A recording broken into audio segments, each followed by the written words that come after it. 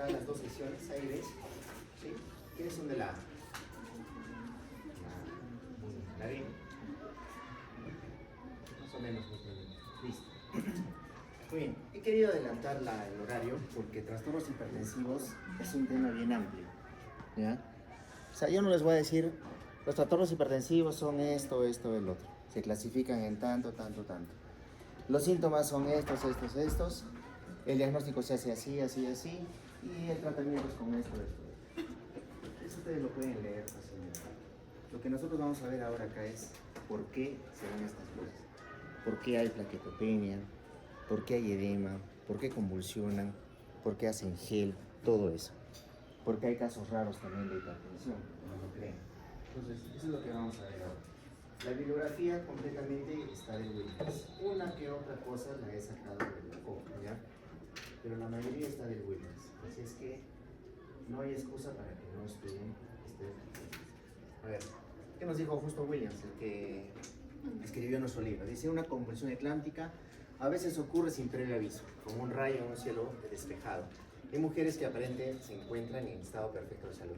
La mayoría de los casos, no obstante, el episodio es precedido durante un periodo más largo, más corto, por síntomas premonitorios, indicativos de toxemia en el embarazo. Miren, todo esto ya lo estaba diciendo Williams en 1913. Todavía no estaban los estudios avanzados en esa época, pero el doctor ya nos estaba dando luz de lo que se venía más adelante. Dice que estos trastornos se complican del 5 al 10% de todos los embarazos, ¿ok? Tienen una tríada mortal, aparte de la hemorragia y la infección. Las principales causas de muerte en el embarazo son sangrado, ¿verdad? Infección y otros son los trastornos hipertensivos. Es importante que sepan esto, sí. ¿Por qué? Porque ustedes muchas veces que ahora que van a estar en su sedum, después de su internado, van a poder ver este tipo de problemas. Entonces tienen que saber cómo manejarlo. Ok. Esto más bien no está en el Williams, esto lo he agregado yo de la COP. Es la clasificación como maneja la Sociedad Americana de Ginecostetricia. Entonces tenemos hipertensión gestacional, preeclampsia sin signo de severidad, preeclampsia con signo de severidad e hipertensión crónica con preeclampsia sobreagregada. Entonces esos son los 4 tipos de trastornos hipertensivos que puede haber en el embarazo. Muy bien, vamos a ver lo que es diagnóstico de un trastorno hipertensivo. ¿Qué sucede con la presión arterial en el último trimestre? ¿Se eleva o baja? A ver, usted, doctor. Sí. ¿Quién dice otra cosa? A ver, usted. ¿Se eleva o sube? ¿Qué más? A ver, ahí, doc, ¿qué tal? Llegó a pensar, a ver. ¿Qué dice? ¿Sube o baja?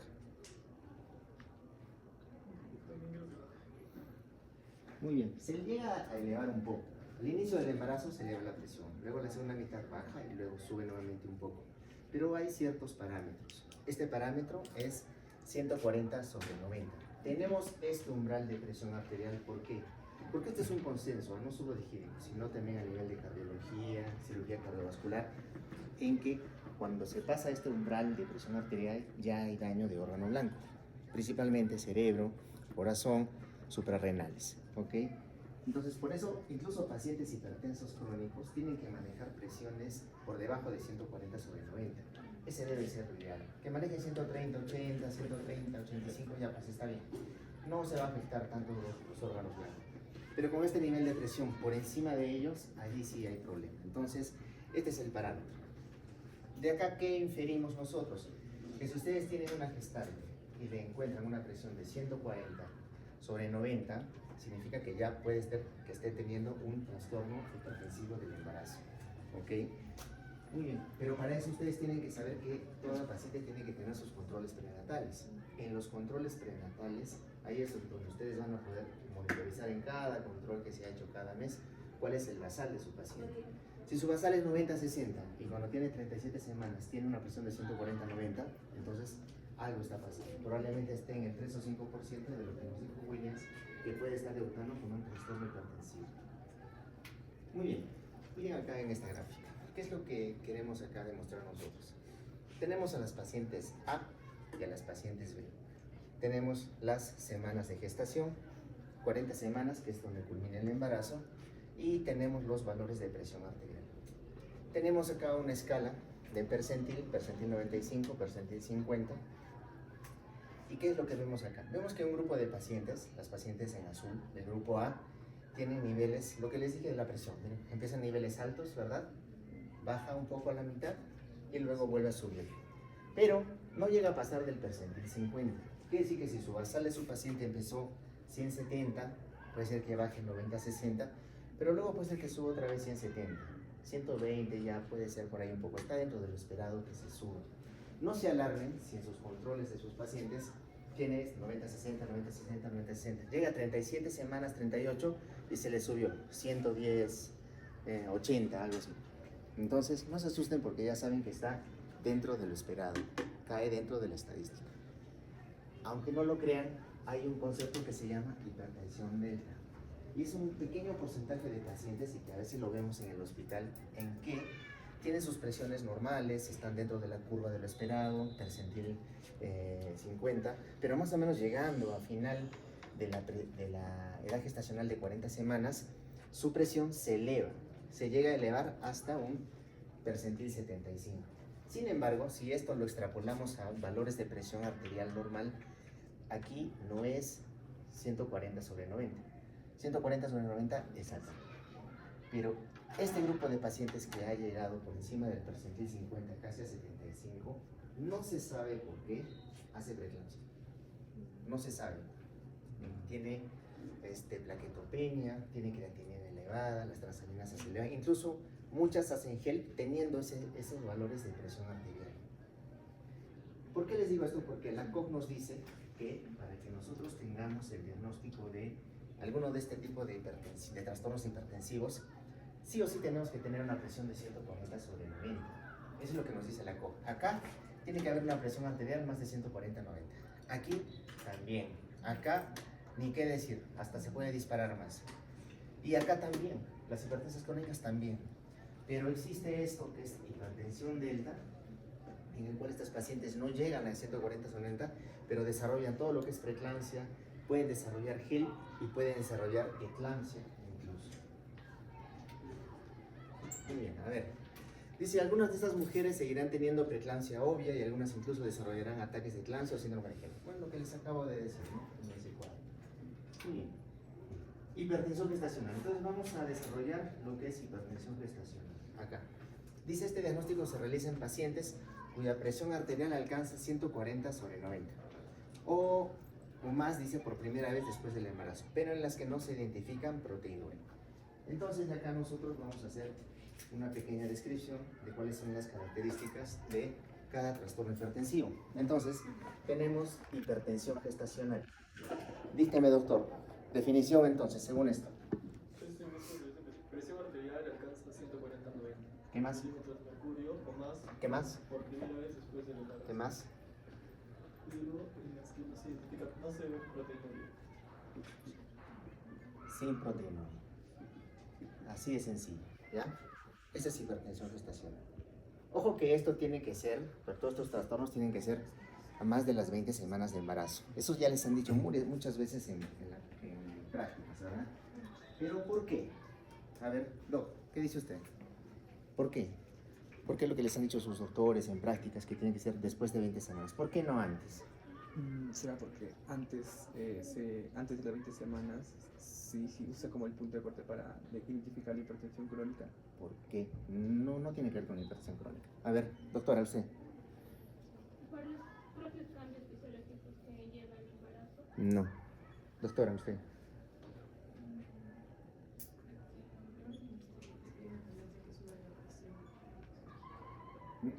Doctora, usted.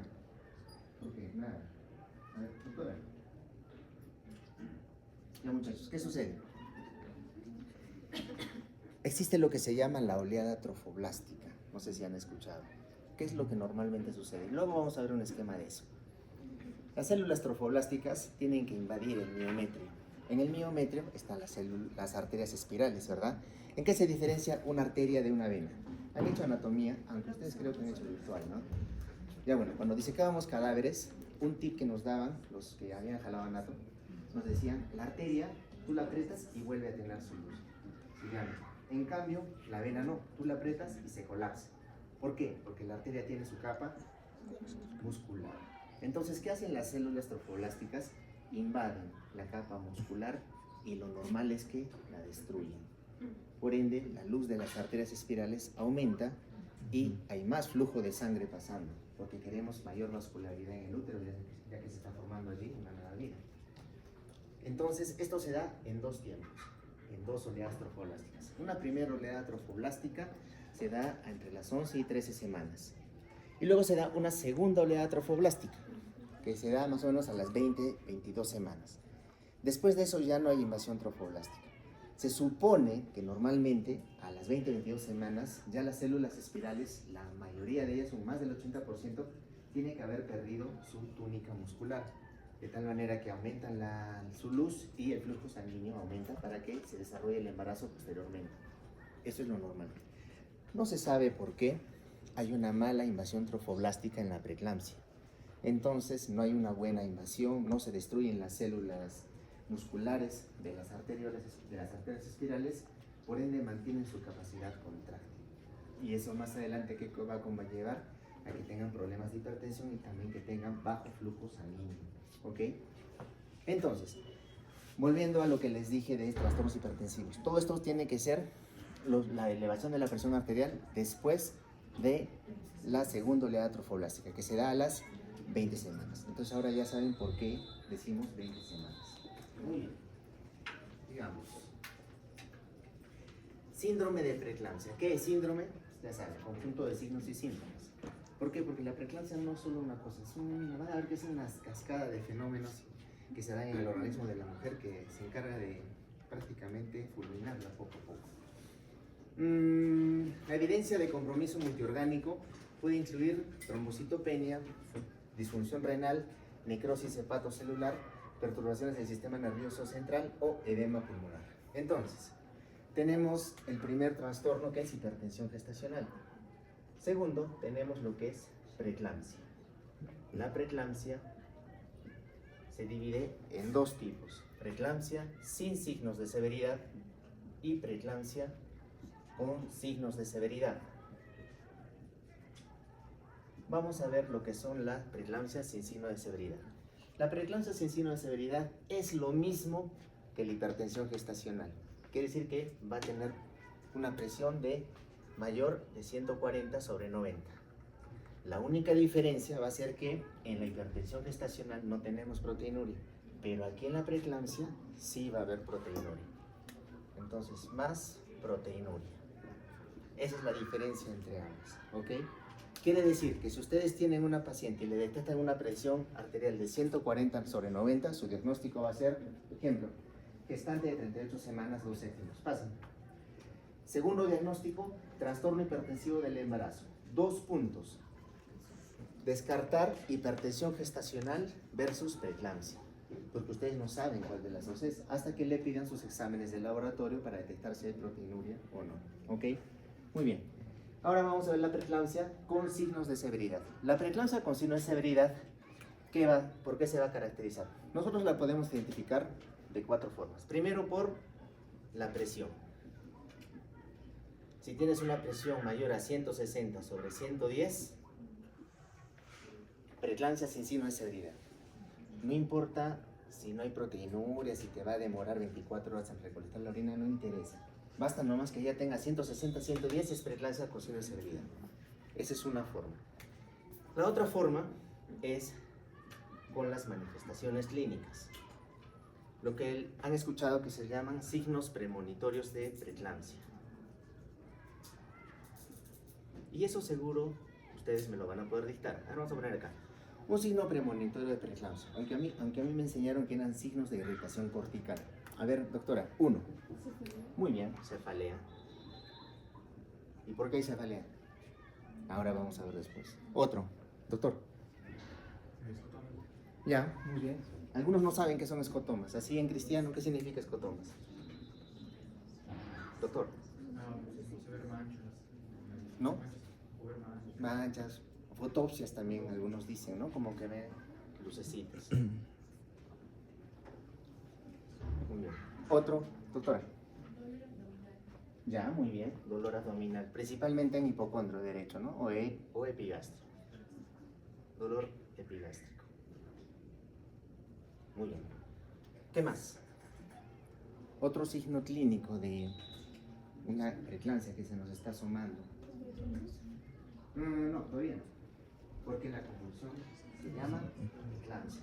La enfermedad se llama preeclampsia, antes de la convulsión. Todavía no vamos a la convulsión. De repente más adelante se nos complica y convulsiona. Nos falta. Sí, pueden ser acúfenos. Edemas en miembros inferiores, pero esta es una manifestación clínica, pero no es de severidad de edemas, ¿ya? Lo que sí puede ser, y está también en la COG, es edema agudo de pulmón. Eso sí. Pero doctor, yo escucho que mi profesor en el hospital me ha dicho que hay edemas de miembros inferiores. Sí, pero no. Sí hay edemas en miembros inferiores, pero no es criterio de severidad, ¿ya? Clínicamente, entonces tenemos cefaleas, escotomas o fotopsias, dolor en epigástrico, acúfenos y edema agudo de pulmón. Otra forma de identificar preeclampsia con signos de severidad es mediante el laboratorio. Muy bien. Entonces le pedimos pruebas de laboratorio, que también seguro ustedes han escuchado en las visitas cuando han estado en los hospitales con sus doctores. A ver, un examen de laboratorio, ¿cuál es, doctor? Para preeclampsia. O sea, para preeclampsia. Exacto, plaquetas. Solo son 4, ¿ah? Plaquetas. Otro. Ahí, doctor, usted, de lente, sí. Transaminasas. Muy bien. Tenemos TGO y tenemos TGP. Y nos falta uno. ¿Cuál es, doctora? No. Usted. Nada. Ahí. Usted. Otro. Nos falta uno. Creatinina. Creatinina. Muy bien, doctores. Creatinina. Entonces, creatinina. ¿Ven? Estas son las formas de detectar preeclampsia con signos de severidad. Si tienen una presión elevada, preeclampsia con signos de severidad. Si tienen manifestaciones, puede ser que la paciente tenga 140-90, pero tiene manifestaciones clínicas de severidad, también preeclampsia con signos de severidad. Puede ser que tenga presión 140-90, no llegó al umbral 160-110, pero tiene presión y tiene alterado alguno de estos análisis. Entonces, esa es la preeclampsia con signos de severidad. Y nos falta la preeclampsia, la hipertensión crónica con preeclampsia sobreagregada. Más preeclampsia sobreagregada. Igualito, tiene que tener una presión mayor o igual a 140/90. Ningún hipertenso crónico, a ver, pregunten a sus doctores de medicina, puede manejar presiones basales más de este umbral. Tiene daño, menos tiene que ser lo ideal. Si pero ahora tiene una paciente hipertensa crónica y está gestando y se le sube la presión más de 140/90, ya saben que este no es un basal. Puede ser que estén haciendo un trastorno de preeclampsia, ¿ok? Entonces, ¿y la hipertensa crónica cómo la captan? ¿Cómo la identifican? Sencillo, es aquella paciente que tiene presión arterial elevada, pero antes de las 20 semanas. ¿Ya? Así de simple. Muy bien.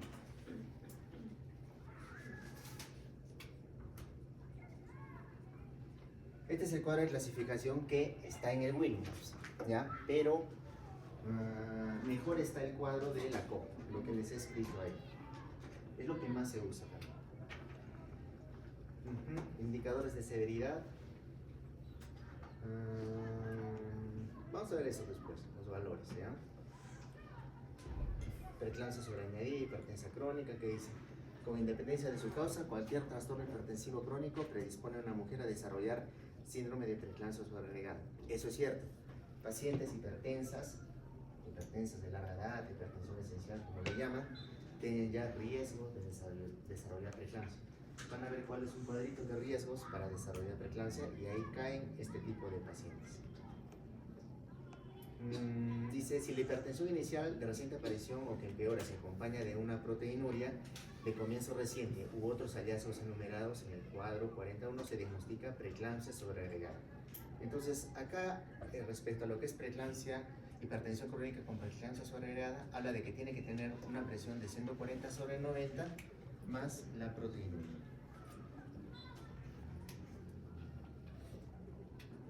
Muy bien, esto es importante que sepan. Los factores de riesgo para preeclampsia. Si ustedes tienen una paciente que está dentro de estos factores de riesgo, desde ya, desde el inicio, tienen que darle aspirina. La captan a las 8 semanas, a las 10, a las 12, a las 16. Doctor, mi paciente rebelde vino recién a las 35 semanas a mi posta. Listo, no hay problema. Dale su aspirina, si todavía no hizo preeclampsia. Le va a disminuir el riesgo. De todos estos, ¿cuál es el primerito? El primer factor de riesgo. ¿Qué dicen? A ver, vean el plagio. ¿Cuál es? ¿Cuál es el riesgo? Acá está el riesgo, el riesgo relativo. ¿Cuál es el riesgo relativo? Es las que han estado expuestas a la noxa y han desarrollado enfermedad, ¿no? ¿Cuál es el primer principal factor de riesgo para preeclampsia? Exacto. Preeclampsia previa. Si ustedes tienen una paciente, está embarazada y le dicen, señora, ¿a ti te han hecho cesárea la vez pasada? No, sí. ¿Por qué? Doctor, es que dice preeclampsia. Ah, alerta. Paren los oídos ahí. Puede hacer preeclampsia. Tiene un porcentaje alto de que haga preeclampsia. Segundo puesto, ¿quién está? ¿Quién está? Miren, ahí está el plagio. ¿Quién está? Segundo puesto. ¿Qué será puesto, no? Hipertensas crónicas. ¿Ya? Hipertensas crónicas. Muy bien. ¿Quién más? Tercer lugar. En el podio. ¿Quién está? 2.8, 2.9, 3.7, 3.7, ¿no? Las diabetes también. Miren acá. ¿Quién más están? Las obesas. Las obesas también tienen riesgo de preeclampsia. ¿Por qué? Les voy a adelantar un poquito.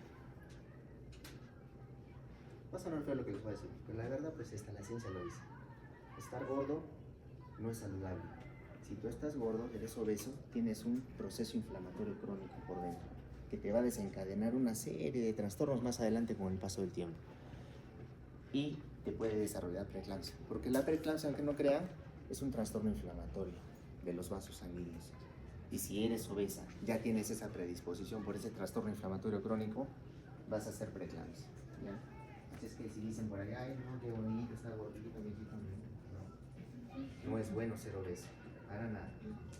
Entonces, recapitulando, el primer factor de riesgo es una preeclampsia previa.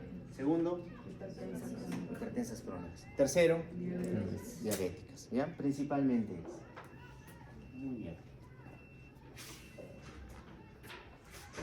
Tenemos las nulípares también. ¿Por qué? Porque las primerizas casi siempre hacen preeclampsia. Tiene su explicación. Vamos a ver más adelante. Justo acá entramos. Bien.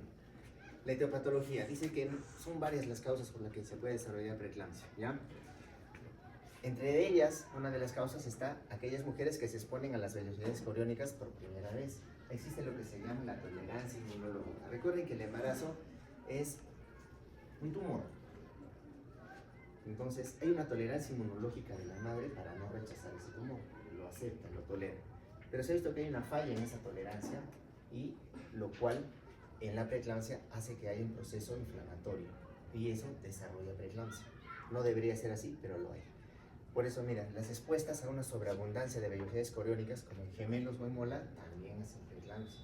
Entonces tienen más riesgo. ¿Por qué? Por el factor paterno, por los antígenos paternos.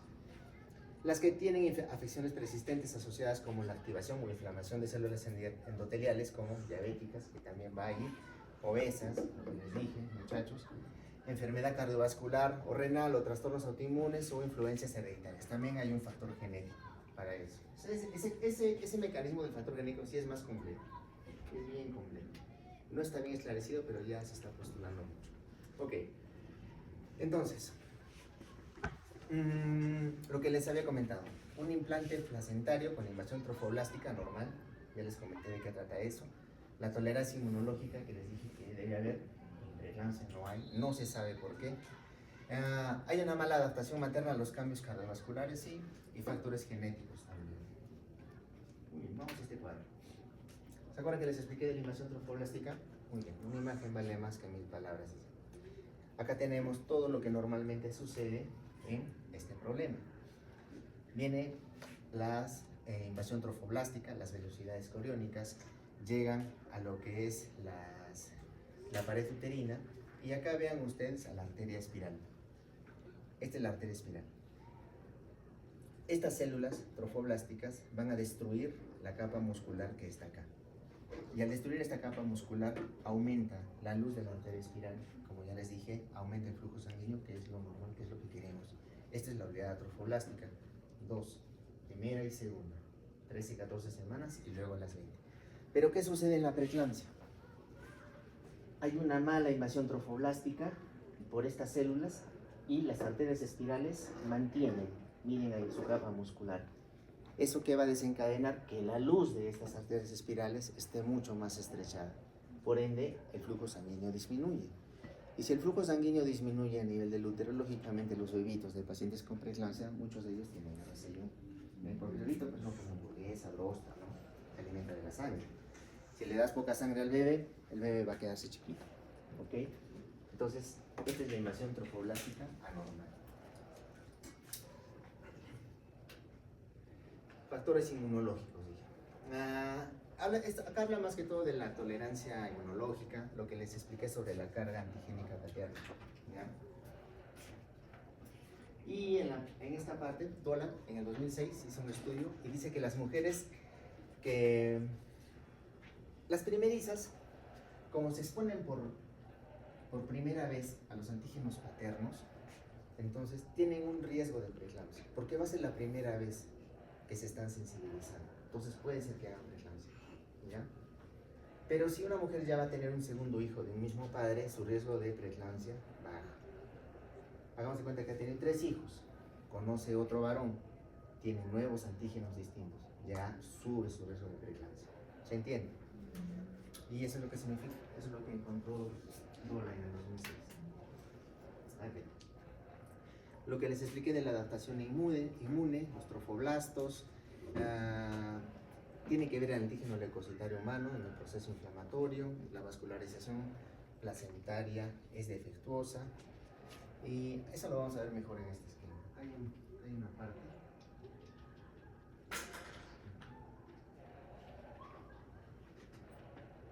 Aquí.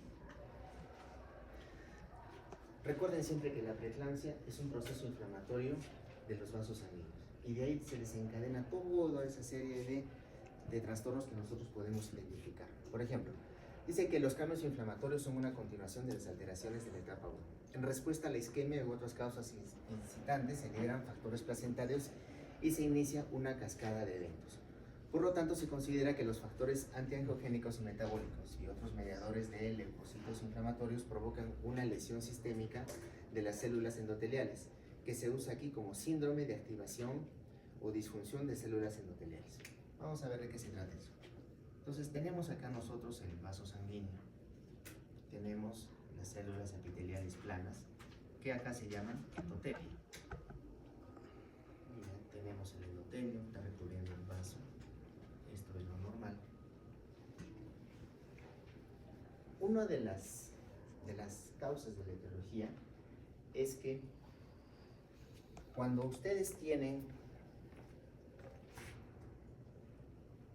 aquí la arteria espiral con su luz estrecha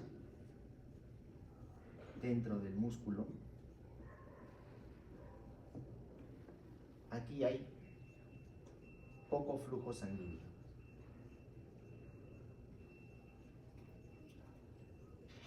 Esto va a llevar a un estado de hipoxia. Y este estado de hipoxia es el causante de que a nivel de la placenta, acá vamos a ver placenta, se liberen partículas o micropartículas placentarias que van a pasar a la circulación sistémica y eso va a producir una cascada inflamatoria. Entonces de la placenta migran, traspasan y se distribuyen por todo el organismo. Llegan al vaso sanguíneo estas partículas, micropartículas placentarias, y empiezan a producir una cascada inflamatoria aquí, en el endotelio. Entonces, se va a agregar acá, se activan mediadores plaquetarios como prostaciclina 1, bromoxano A2. Se va a agregar acá fibrina mejor dicho, fibrina. Luego, al haber un proceso inflamatorio pequeño, va a haber una coagulación microvascular diseminada. No estoy diciendo coagulación intravascular diseminada, porque eso es a grandes rasgos. Es una coagulación microvascular diseminada. Microvascular. Se va a dar mínimamente, pero se va a dar en todo el organismo. Y entonces, cuando hay una coagulación microvascular diseminada, ¿qué hay? Consumo de plaquetas. Como se consumen las plaquetas, entonces, ¿qué vamos a tener en el laboratorio? Plaquetopenia. Muy bien, seguimos avanzando. ¿Qué pasa en el hígado? Como las células que están acá empiezan a tener un proceso inflamatorio, se empiezan a separar unas de otras. Si tuviera un plumón rojo me ayudaría mucho. No crean. Bueno. Empieza a haber un aumento en el espacio entre célula y célula. Entonces empieza a escapar líquido. Escapa líquido. Estamos en el intravascular y este es el extravascular. Entonces, esta paciente entra en una etapa de deshidratación. Ustedes la ven hinchada, sus edemas están en los miembros inferiores, pero eso es por fuera, porque saben que se ha escapado líquido del intravascular al extravascular, pero por dentro la paciente está deshidratada.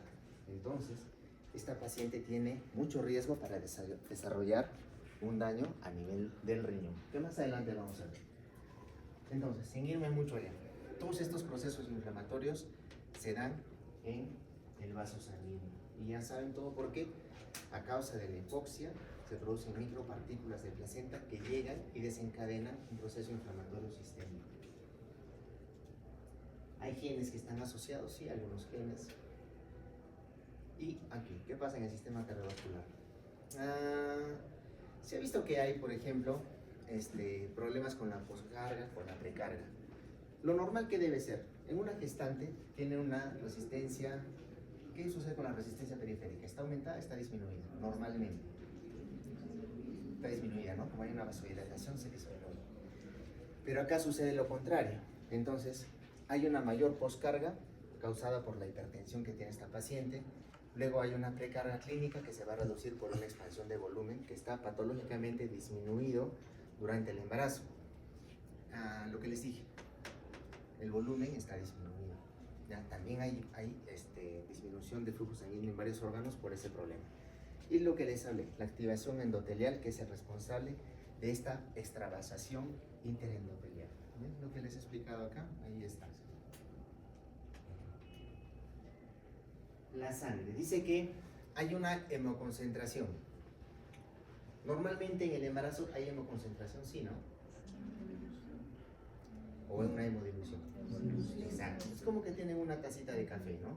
Echan 3 cucharadas de azúcar. Lo prueban, está perfecto. Pero si le echas un poco más de agua, ya no, ¿verdad? ¿Qué sucede? ¿Le falta azúcar o le has agregado mucha agua? Le has agregado mucha agua. Igualito. Esto tiene que ver más o menos con la concentración de los componentes hemáticos de la sangre. Pero si está escapando líquido del intravascular al extravascular, lógicamente hay una hemoconcentración adentro, ¿eh? Si entienden esto, van a entender todas las demás cosas que van a leer aquí. Muy bien, trombocitopenia. ¿Por qué hemos dicho la trombocitopenia? Así es. Coagulación microvascular diseminada. Se consumen las plaquetas, ¿no? Por eso. Hemólisis. Se ha visto que, como se da todo este proceso inflamatorio, hay hemólisis a este nivel. Entonces, los glóbulos rojos empiezan a, se podría decir, a disminuir. Todo por el proceso inflamatorio. Esto se va a traducir en que hay una elevación de la DHL, de la deshidrogenasa láctea. Ojo que esto no es criterio de severidad para preeclampsia. Si por haber revisan el artículo de la COD de preeclampsia, no menciona DHL, pero es un mecanismo por el cual se eleva la deshidrogenasa. Hay algunos colegas que lo piden dentro de su set de preeclampsia, pero la COD dice que no es necesario. Con eso es suficiente. Alteraciones endocrinas y hormonales. Ya, acá sucede que la paciente gestante, cuando tiene preeclampsia, es muy sensible a los agentes hipertensores, como la renina, la angiotensina 2, la aldosterona y el péptido natriurético auricular. Este de acá se libera cuando a nivel de la aurícula, como se podría decir que sangre que está llegando a la aurícula y esta se va a distender un poco, entonces se va a empezar a liberar. Es algo así como esto, ¿eh? Se libera durante el estiramiento. Y esto también produce que haya más vasoconstricción, ese péptido natriurético auricular. Alteraciones de líquidos y electrolitos, sí. Se aumenta el espacio entre célula y célula, entonces sale líquido. Acá también, aunque no crean, interviene lo que es la presión oncótica. Lógicamente, acá también empieza a salir proteínas. Entonces, si disminuyen las proteínas, entonces el líquido también va a escapar. Ya saben que el líquido se va a donde hay mayor concentración de proteínas. Riñón. ¿Qué sucede en el riñón? Vamos a ver qué es lo que pasa para que nos desencadene una creatinina elevada. Muy bien, en el riñón nosotros tenemos el glomérulo, ¿verdad? Se va a dar un proceso que se llama endoteliosis. Acá, mejor veamos aquí. Miren, este es un glomérulo normal y este es un glomérulo que tiene preeclampsia. Lo normal es que en el vaso sanguíneo haya estos espacios que le llaman fenestras, un vaso fenestrado, que permite la filtración glomerular. Eso es lo ideal.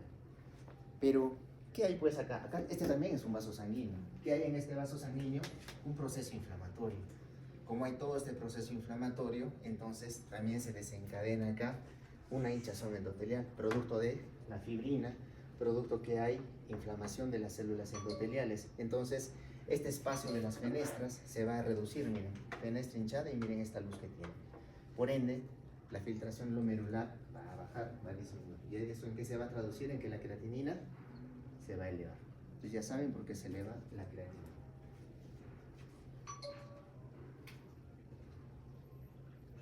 El hígado, muy bien. Entonces, todo este problema que va a desencadenar que haya una destrucción, por así decirlo, del vaso sanguíneo. Y esto se va a manifestar mucho más adelante en pequeños focos hemorrágicos, ¿ya? Que pueden llevarse a lo que son hematomas. Pequeñas regiones, dice, de hemorragia periportal. Y esto va a hacer que se formen pequeños hematomas, sobre todo subcapsulares. Dentro de los signos premonitorios de preeclampsia sobreagrega, preeclampsia con signos de severidad, está lo que es el dolor en epigastrio. ¿Por qué? En el hígado empieza a haber necrosis hepatocelular. Y cuando hay necrosis hepatocelular, la función hepática se altera. Y al alterarse la función hepática, las enzimas hepáticas se ven alteradas y se van a elevar. ¿Okay? Ahora, en un rato vamos a ver los valores normales. Solamente quiero que sepan por qué pasa cada uno de estos sucesos. Entonces, si le preguntan, doctor, ¿por qué se eleva la TGO y la TGP en preeclampsia? Le dices, doctor o doctora, es porque hay daño hepatocelular a nivel hepático y entonces la función hepática se altera. Por eso. ¿Producto de qué? Del proceso inflamatorio a nivel de los vasos sanguíneos del hígado. Entonces, eso es lo que pasa.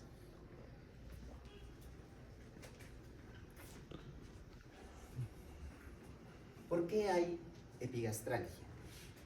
Cuando se forma en el hígado pequeños infartos de sangre, llegan a formar un hematoma, como el que ven acá en esta tomografía. ¿Okay? Este hematoma, si se rompe, empieza a distender, o más o menos si se estira y empieza a crecer, empieza a distender la cápsula de Gleason. Ya saben que lo recubre. Y el hígado, como bien saben, la parte izquierda del hígado llega a la altura del epigastrio. Al distenderse la cápsula de Gleason, duele. ¿Por qué? Porque ahí también se encuentra el plexo solar, una zona muy inervada. Entonces la paciente les dice, doctor, siento como dolor acá en la boca del estómago, ¿no? Y ya saben que es por eso, por el plexo solar que está irritado debido a que se ha distendido la cápsula de Gleason, porque probablemente hay un aumento, un edema a nivel del hígado y probablemente se esté formando un hematoma ahí. Entonces ya saben por qué hay dolor en el epigastrio. ¿Ya? Ahorita vamos a ver lo que pasa en el cerebro. Ya saben también por qué se empiezan a elevar las transaminasas. Acá no hay mucho, pero en Lima yo sí he visto esto. Hígado graso del embarazo. Y esto sí es mortal. Mucho más que la preeclampsia. tiene todo lo de la preeclampsia, con la única diferencia que el proceso de falla hepática es más progresivo y más letal. En cambio, la preeclampsia, ¿cuál es el antídoto para la preeclampsia? ¿Qué les han dicho sus asistentes? Terminar el embarazo. Eso, terminar el embarazo y toda esta situación se acabó. ¿Ya?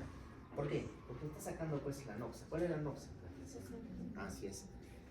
Entonces, estas pacientes termina el embarazo todo, pero el hígado sigue mal y se va alterando y va empeorando su cuadro. Normalmente un cuadro de preeclampsia debe resolverse entre 3 a 5 días. Estas pacientes no, permanecen en UCI, están en UCI y muchas mueren. Muy bien, en el cerebro. A manera de resumen, dice, los dolores de cabeza y los síntomas visuales son comunes con la preeclampsia grave y convulsiones asociadas. Entonces vemos que hay pequeños focos de infarto que suceden también en el cerebro, ¿no? Todo por este problema de inflamación a nivel del endotelio, ¿ya? Dice, en conjunto estos hallazgos sugieren que la eclampsia se produce cuando la hiperperfusión cerebral fuerza el fluido capilar de manera intersticial debido al daño endotelial. Otra vez el daño endotelial. Esta fuga conduce a un edema perivascular característico del síndrome de preeclampsia. Entonces, si hay edema en la cabeza, ¿qué va a haber? Cefalea, escotomas, fotopsias, acúfenos. Por eso se les llama signos de irritación cortical.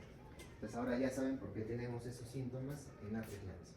Y todo parte de acá, si se dan cuenta. Si ustedes entienden esto, ya lo demás al toque lo van a poder deducir o inferir. Cefalea, escotomas, lo que hemos hablado, las convulsiones. Acá se habla que hay una serie de liberación excesiva de neurotransmisores, ¿ya? Relacionados más que todo con el glutamato o la despolarización de las neuronas centrales. Perfusión uteroplacentaria. Dice que está comprometida. Sí, pues se entiende, ¿no? Si vemos que hay un problema acá en la placenta, la arteria espiral se ha disminuido su luz, lógicamente pues no va a pasar la sangre como debe ser. Y a nivel de la placenta hay una perfusión uteroplacentaria que debería ser con un volumen de sangre normal, en este caso se ve disminuido. Muy bien, la tabla de prevención, suplementos de calcio, sí, también ayuda mucho. Consideraciones para el parto. Ya, ahora sí, vamos a desarrollar lo que es la parte de los valores normales aquí, de plaquetas. Muy bien, acá sí los voy a molestar. Usted, ¿cuánto es lo valor normal de plaqueta en el embarazo?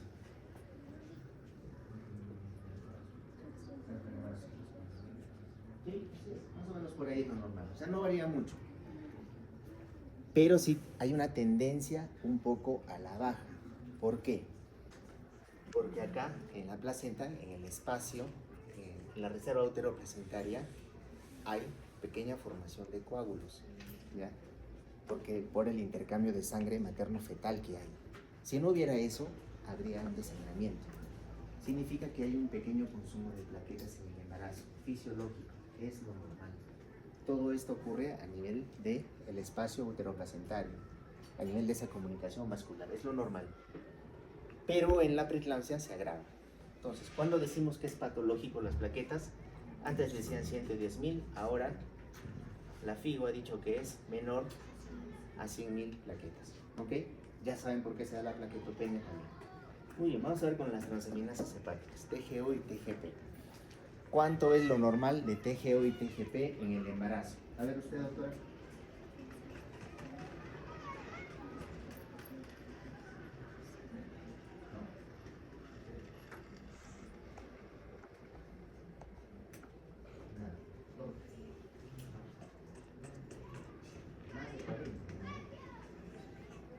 En el Williams, al último, al final hay una hoja, donde hay unas 2, 3 hojas, un apéndice donde están todos los valores normales de laboratorio en las gestantes, incluso lo clasifican por trimestres. Más o menos es entre 28 y 30 lo normal de TGO y TGP. ¿Cuándo dicen que es patológico para preeclampsia? Eso sí lo saben ustedes. ¿Qué les han dicho en sus hospitales? El doble de lo normal, ¿cierto? Pero para saber el doble de lo normal, tienes que saber cuánto es lo normal. Si lo normal es entre 28 y 30, quiere decir que valores de TGO y TGP por encima de 60 ya es signo de severidad para preeclampsia. Entonces acá tenemos de 28 a 30. Y creatinina. ¿Cuánto es lo normal de creatinina en gestantes? A ver, doctora, usted.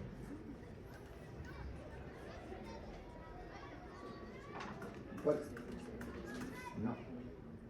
Doctora, espera. ¿Cuánto es lo normal de creatinina?